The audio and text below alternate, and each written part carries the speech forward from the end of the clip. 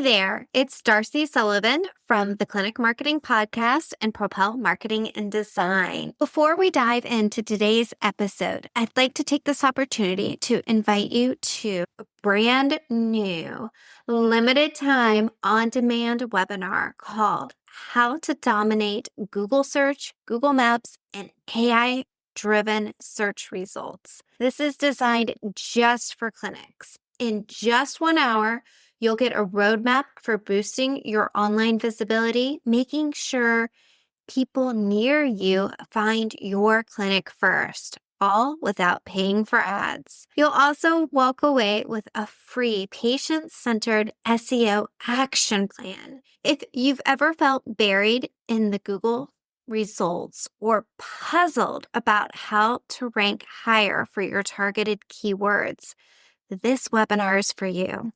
Register now by visiting propelyourcompany.com/learn or grab the link in the show notes.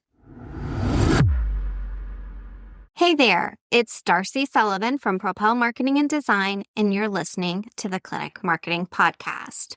Today, we're talking about preventative care marketing, meaning how to attract the kinds of patients who want to stay ahead of issues, not just react when something hurts.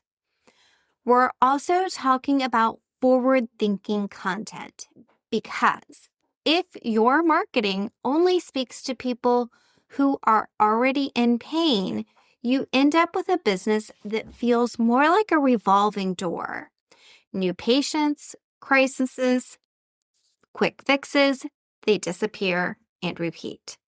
Preventative care marketing helps you build something steadier. It grows your clinic with patients who value consistency, who show up for plans, and who are more likely to refer you to other people that you would probably want as your patients.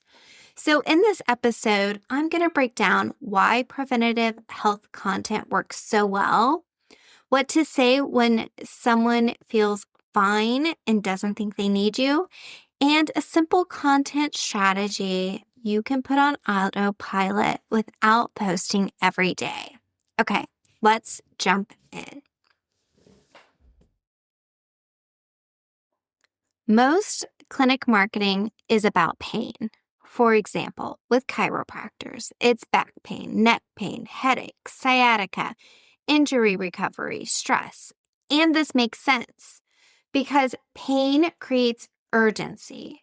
But there's another huge group of people that want you, and they're not being spoken to. These are the people who sit a lot and know it's catching up with them. They're active and they want to stay active. They're juggling kids and work and feel a little off, but not broken enough to say, ouch, I'm in pain. I need help right now. They're starting to notice stiffness, tension, or small reoccurring issues. They've tried to ignore things and they don't want it to turn into a bigger problem. So they're aware, they're just not urgent. And because they're not urgent, they need a different message. Preventative care marketing is how you reach this group of people.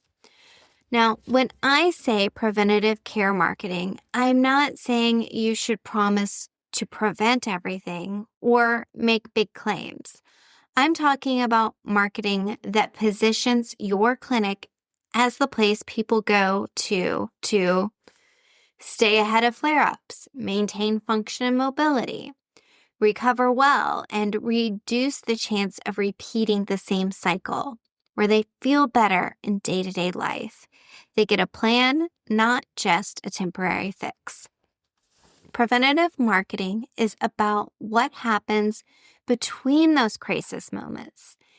It's the bridge between I'm in pain, help, and I want to feel good long term.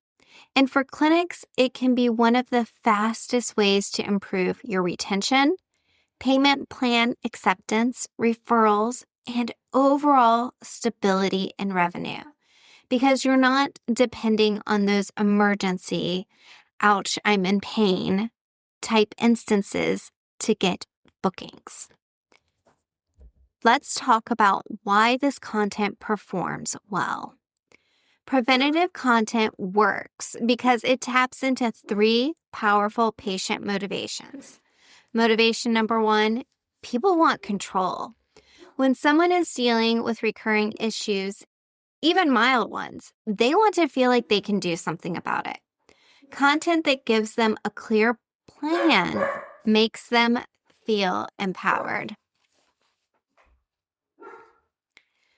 Motivation driver number 2, people want reassurance. A lot of people feel a symptom and wonder, is it normal? Is this something I should worry about? Or am I just overreacting?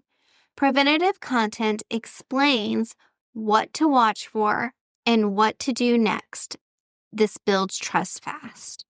And motivation number 3, people want to avoid the spiral. Most people have experienced the spiral. I'm sure you have. I know I have.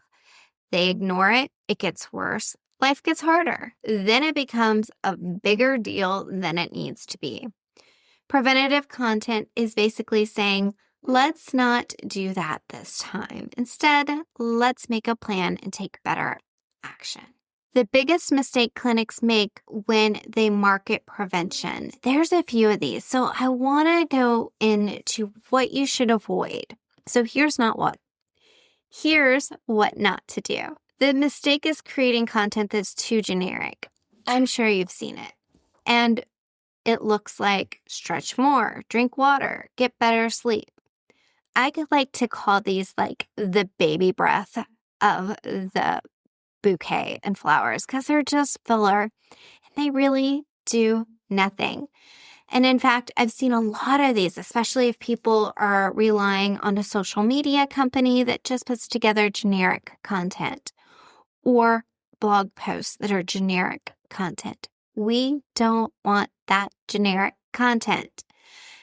None of this is wrong, but it's not positioning you as the obvious next step.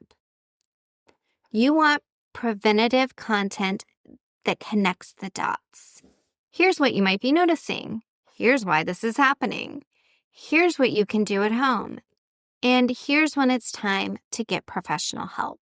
That last part, here's when it's time to get professional help, that is what turns content into patients. Now, when we're talking about content, we're talking about social media content, we're talking about blog content, we're talking about general content on your website, we're talking about email marketing, and we're talking about video marketing. So let that kind of float around as you start to come up with ideas. Now, let's go into how to give your content framework that is easy to repeat. And I like to call this the preventative content pyramid because it has 3 levels. Level 1, this is the awareness content for the I'm fine audience. This content is for people who are not searching for care yet. They're thinking, I'm fine. I'm just tired. It's normal. It'll pass. Or, I'm fine. Ooh, I woke up with my hips feeling a little off. It'll just pass. You know the examples that probably pertain to what your clinic offers. But your job is to help them notice patterns. Topics could sound like signs your desk job is affecting your body even if you're not in pain. Now that would make a great blog post, video, or social media post. And I'm sorry if you can start to hear the dog barking in the background, but this is life and we continue. Some other topics might include if your back tightens up every weekend, here's what that can mean. The difference between normal soreness and a problem that keeps returning. Why your neck gets tight after travel and what you can do before it turns into a flare-up. The goal here is not to sell. It's to create self-recognition. Because once somebody recognizes themselves, they keep watching or reading. The level 2 is educational content, the I want a plan audience. This is where you teach. This is where you explain what's going on, what contributes to it, and how to improve it. These topics can sound like the 3 biggest reasons people keep getting the same flare-ups, or how to build a routine that supports your mobility in 10 minutes a day, what to do when you're active but you keep tweaking the same area, or how stress shows up physically and what supports recovery. This is where you position your clinic as the guide. This leads us to level 3. This is action content for the I am ready audience. This is where conversation happens. This content gives you a clear next step. Topics sound like when to come in and when to wait it out, what to expect at your first visit if you want a preventative plan, the difference between a quick fix and a long-term plan, how we build preventative care plans, and who it's best for. This level is what turns interest into booked appointments.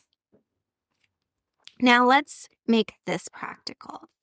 Here's a simple monthly strategy if you're interested in connecting with this audience. Each month, create one core topic. That core topic becomes a long, detailed blog post, a video, maybe 3 short posts on social media, and 1 email. So you're not consistently inventing content, you're repurposing.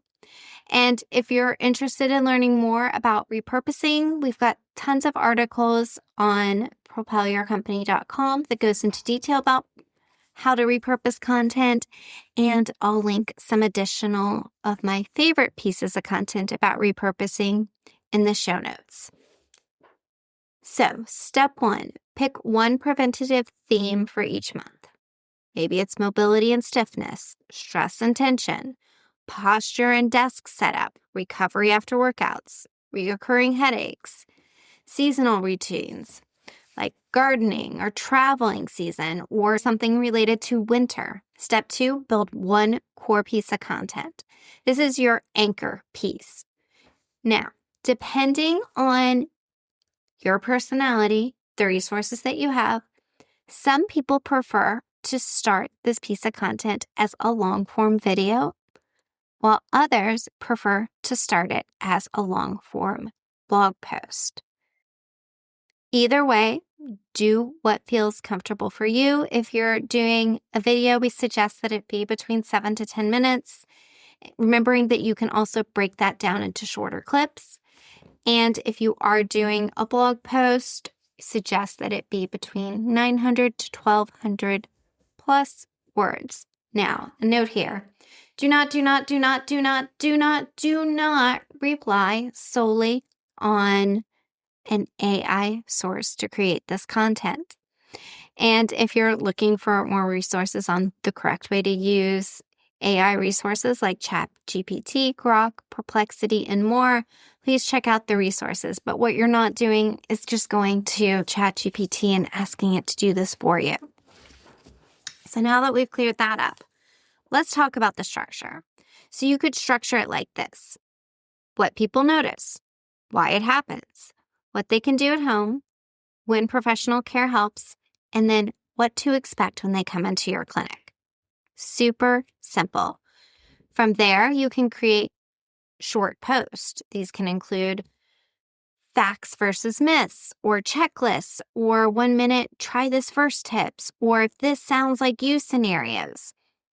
Very, very simple here. And then you can also do step 4, which is send an email. Your email can be simple. It can include a relatable opener, one key insight, a link to the blog or video, and then a call to action to book an appointment. This is an easy, sustainable plan. It keeps you consistent without posting every day.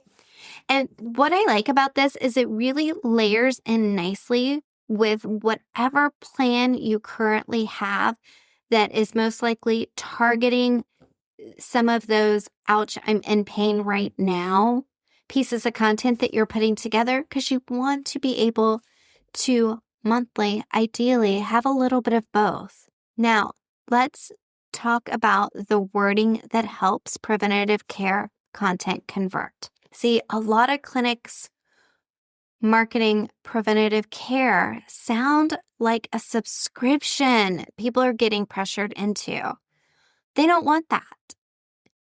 People don't want to feel like they're going to have to commit to you for the rest of their life. So what do we do instead? We want it to sound like a plan, a check-in, a tune-up, a strategy, or a proactive approach. Here are some call to action phrases that tend to work. Request a preventative care consult. Book a movement and mobility assessment. Schedule a wellness plan visit. Ask us what a preventative plan would look like for you. Not sure if this is for you? Send us a question. Notice how those really reduce the pressure. They don't sound salesy. They sound like an invite to take an action, again, without sounding salesy. Let's do a few quick examples so you can see how this plays out. Example 1. The desk job professional. They feel stiff, not injured. Your content says, if you feel tight every day at 3 p.m., you're not aging. It's a pattern. Here's what causes it, what to do at home, and when a simple plan can stop it from becoming a flare-up. Wow, I just read that and I can relate to it instantly. Instantly, I feel like that's talking to me. And it's not a chiropractor, for example, asking me to commit to a huge plan. It's just, wow, I can relate to that. All right, let's look at 2 more examples. The next example is of an active adult. They work out, they want to stay strong, but sometimes something keeps acting up. Your content could say, if you keep tweaking in the same area, it's usually a signal your body is compensating. Here's how to spot it, what to adjust, and how to build a plan that supports performance and recovery. Now, remember, as I'm reading these, I'm not a clinic owner. I come purely from a marketing background, so you obviously need to put your own doctoral spin on any of these examples that I'm giving. And the last one is, let's look at a busy parent example. They carry kids, sit in carpool lanes, and they probably wake up tight and tense. Your content could say, you don't have to wait until it becomes a big thing. Here's a simple routine. Here's how we support you with a plan that fits your schedule. Again, these are simple, but they speak to the identities and the lifestyles, not just the symptoms. Now, let me be clear. I love content that speaks to the symptoms. I do, because when people are in pain, they want a solution now. Again, this preventative care marketing should be in addition to you marketing to those people that are in pain right now. Preventative care marketing doesn't always spike the same way as pain content, but it builds strong momentum. So here are a couple things you want to track. New patients who say, I've been following you for a while. If you are receiving more acceptance when it comes to booking plans, if you start to see fewer one-and-done patients, if you're getting higher referrals, and a steady increase in website traffic to educational content. You know, one thing we didn't even talk about was all the SEO juicy goodness that you get when it comes to putting together content like this. It will help with your website ranking. It will help with AI searches when people are looking for solutions to things before they feel like it's at that pain point level where they have to take an action. Also, if people come in and they start using words like, I want to stay ahead of this, and mention that they've seen your content, man, then you know you've really nailed it. All right, let's do a quick recap. Preventative care marketing helps you attract patients who want a plan, not just a quick fix.